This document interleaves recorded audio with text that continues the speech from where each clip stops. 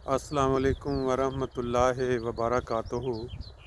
सुबहान अल्लाह व बिहम्दिही सुबहान अल्लाहिल अज़ीम। अल्लाहुम्मा सल्लि अला मुहम्मदिन व अला आलि मुहम्मद कमा सल्लैता अला इब्राहीम व अला आलि इब्राहीम इन्नका हमीदुम मजीद। अल्लाहुम्मा बारिक अला मुहम्मदिन व अला आलि मुहम्मद कमा बारकता अला इब्राहीम व अला आलि इब्राहीम इन्नका हमीदुम मजीद। दोस्तों, रमज़ानुल मुबारक का महीना किसी की ज़िंदगी में आना बहुत बड़ी खुशकिस्मती है और बहुत ही ज़्यादा बदकिस्मती है कि अगर इंसान की ज़िंदगी में रमज़ान का महीना आए और इंसान अपनी ज़िंदगी में तब्दीली ना ला सके। जिस तरह अपने पूरा साल गुजारा सुस्तियों के साथ, बहुत सारे मामलात जो खुदा ताला की खुशनुदी का बायस बनते हैं, जो हुकूकुल इबाद से मुतल्लिक़ हैं, अगर इंसान ने रमज़ान के महीना को पा कर भी उसके अंदर तब्दीली ना लेके आया तो फिर वो बहुत बदकिस्मत इंसान है। लेकिन जिस शख्स ने रमज़ान का महीना पाया और उसने अपने अंदर तब्दीलियाँ पैदा की, बावजूद इसके कि इंसान बहुत सुस्त है, माशरती तौर पे या ममालिक जहाँ जहाँ पे वो रह रहा होता है, बाज़ ऐसी चीज़ें उसके साथ जुड़ी होती हैं, मजबूरियाँ होती हैं, लेकिन जो इंसान को अल्लाह ताला ने इस्तिताअत दी है, जो खुदा ताला ने उसको एक अक्ल फ़हम दी है, उसके मुताबिक वो हर हालात में, हर मौके पे कोशिश करके अपने अंदर तब्दीली पैदा कर सकता है। इस्लाम इतना खूबसूरत मज़हब है कि इसके अंदर वो कहते हैं देर आयत दुरुस्त आयत। ऐसे ऐसे वाक़यात मिलते हैं इस्लाम में कि सारी ज़िंदगी जो है गुनाह के साथ गुज़र गई, लेकिन जब तौबा कर ली, दिल से तौबा कर ली गुनाह से, अपने आप को ये रोक लिया जो काम गलत किए थे, तो खुदा ताला नीयतों को देखकर उसको माफ़ कर देता है और जन्नत नसीब कर देता है। लेकिन अगर खुदा की दी हुई फ़हम और अक्ल का गलत इस्तेमाल किया जाए, उसको दुनिया के जो लोग, जो आपके मिलने वाले, जो आपके अजीज़ व कारब या दूसरे इंसान हैं, उनके हक़ सल्ब करने के लिए किया जाए, तो फिर उसके लिए कोई माफ़ी नहीं है। खुदा ताला फरमाता है कि जो हकूक़ुल्लाह हैं वो तो खुदा ताला माफ़ कर देगा, लेकिन जो हकूक़ुल अबाद हैं, हकूक़ुल अबाद के मामले में खुदा ताला माफ़ी नहीं देगा। जिस शख्स के साथ किसी शख्स ने ज़्यादती की है, जिस शख्स का हक़ मारा है, आप देखें रमज़ान का महीना है, अपनी अपनी ज़िंदगी में गौर करके देखें अपने आप पे कि आपने पूरा साल किस तरह गुजारा। मैं जब दोस्तों से मिलता हूँ, बाज़ औक़ात ऐसी बात दोस्त कर देते हैं कि इंसान तसव्वुर भी नहीं कर सकता कि आया ये मुमकिन है। मैं उसकी एक दो मिसालें आपके सामने रखता हूँ। कई दोस्तों का जब आपस में मुवाज़ना होता है या मुलाकात, तो वो बताते हैं कि जी हमारी किसी के साथ इतना सख्त इख्तलाफ हो गया किसी मामले में कि अगर अब वो हमारे सामने आ जाए, मर भी जाए, तो हमें कोई उसके साथ कंसर्न नहीं है। हमने तहैया कर लिया है कि हम उसकी शक्ल भी नहीं देखेंगे। और अगर वो सब ये चीज़ सुन के तो इंसान के रोंगटे खड़े हो जाते हैं कि एक इंसान दूसरे इंसान के मुतल्लिक़ इतना सख्त दिल कैसे हो सकता है। जब खुदा ताला जिसने हमें पैदा किया है वो माफ़ कर सकता है बड़े से बड़ा गुनाह, तो हम इंसान क्यों एक दूसरे को माफ़ नहीं कर सकते। ये रमज़ान का महीना एक दूसरे को माफ़ी का महीना बना लें। बहुत सारे लोग हैं दुनिया में, हर इंसान के ताल्लुक़ में, जिनके साथ किसी न किसी मामले पे कभी इख्तलाफ पैदा हो चुका होगा। इख्तलाफ होना एक फितरती अमर है, ये इंसानी नेचर है।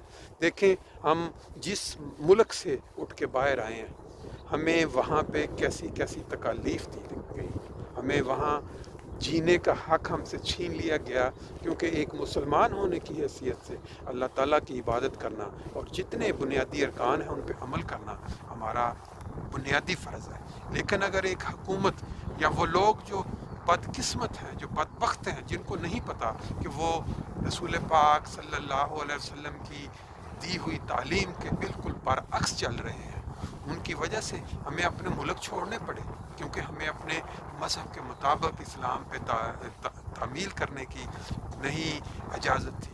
अब यहाँ आके जब बाहर के ममालिक में हम आ गए, तो ये कैसे हो सकता है कि हम यहाँ पर ہے بات چل رہی تھی رمضان المبارک کے حوالے سے.